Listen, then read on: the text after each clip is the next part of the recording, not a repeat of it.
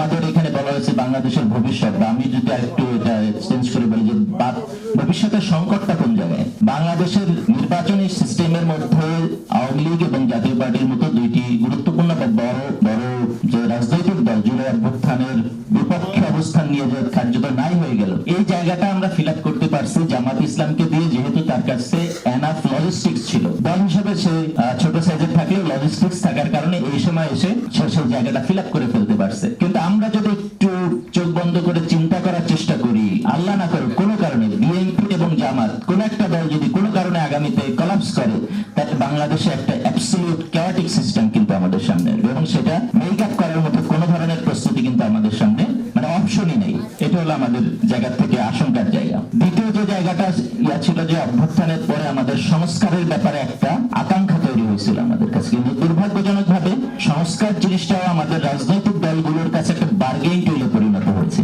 এবং সেইখানে আমরা দেখতে পেয়েছি বিএনপি বাংলাদেশের অন্যতম বড় দল, তারা রাগঢাক মানে ইয়ে করেই মানে প্রকাশ্যে কিছু কিছু জায়গায় নোট অফ ডিসেন্ট দিয়েছেন, এবং কিছু কিছু ক্ষেত্রে তারা সংস্কার বিরোধী একটা ট্যাগও খেয়েছেন, কিন্তু তারা এটা বলার করেন নাই। তারপর আমি মনে করি তাদের এই অবস্থানটা এই অর্থে ভালো যে যেটা তারা মনে করেছেন সেটা তারা তাদের অবস্থানটা বর্ণনা করে দিয়েছেন। বিপরীতে যদি আমরা জামাত ইসলামের দিকে দেখি, তারা এখানে কিছু সফট স্ট্যান্ডবাজি করেছে। তারা দেখবেন যে পিয়ারের কথা বলেছে আমাদের সামনে, কিন্তু হঠাৎ করে সারা দেশে তারা এটা নিয়ে সভা সমাবেশ সেমিনার করেছে, একটা পর্যায়ে এসে দেখলাম তারা বন্ধ হয়ে গেল। আবার যদি আমরা গণভোটের অবস্থান দেখি, গণভোটের ক্ষেত্রে জামাত ক্যাম্পেইন করেছে যে নির্বাচনের আগে গণভোট লাগবে, গণভোট লাগবে।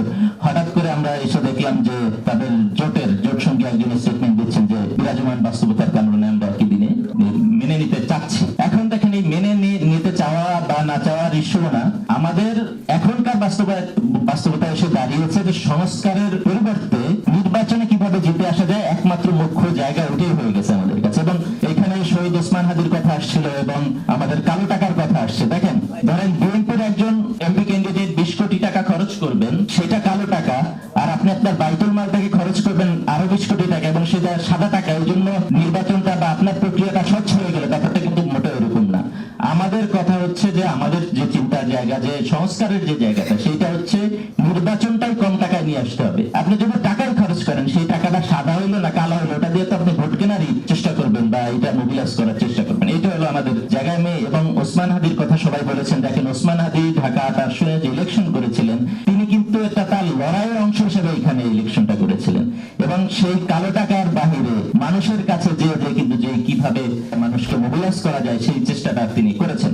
এবং সবচেয়ে দুর্ভাগ্যজনক যে জার্নিটা আমাদের স্বাধীনতার পর থেকে, যে নির্বাচন আমাদের কাছে একটা মহা এবং বিগার একটা উৎসবের মতো ব্যাপার। কারণ হচ্ছে নির্বাচন তো নর্মালি আমাদের দেশে হয় না, ফলে যখন হয় এটা একটা মহা ইভেন্টে পরিণত হয়। কিন্তু নির্বাচন তো একটা স্বাভাবিক তৎপরতার ব্যাপার। কিছুদিন পরে আমাদের স্থানীয় সরকারি ইলেকশন হবে, জাতীয় সরকারি ইলেকশন হবে। সো আমরা এটা একটা স্বাভাবিক প্রবণতায় যদি আমরা নিয়ে আসতে পারি, তবে আমরা শহীদ ওসমান হাদির যে চিন্তা, এটা রেটরিক আকারে না থেকে আমরা বাস্তবায়নের জায়গায় যেতে পারবো, এবং সংস্কারের জিনিসটাও আমরা স্ট্যান্ডবাজি না করে এটা যদি আমরা করতে পারি, তাহলেই কেবল আগামীতে বাংলাদেশ একটি সুন্দর গণতান্ত্রিক উন্নয়নশীল বাংলাদেশে পরিণত করা সম্ভব।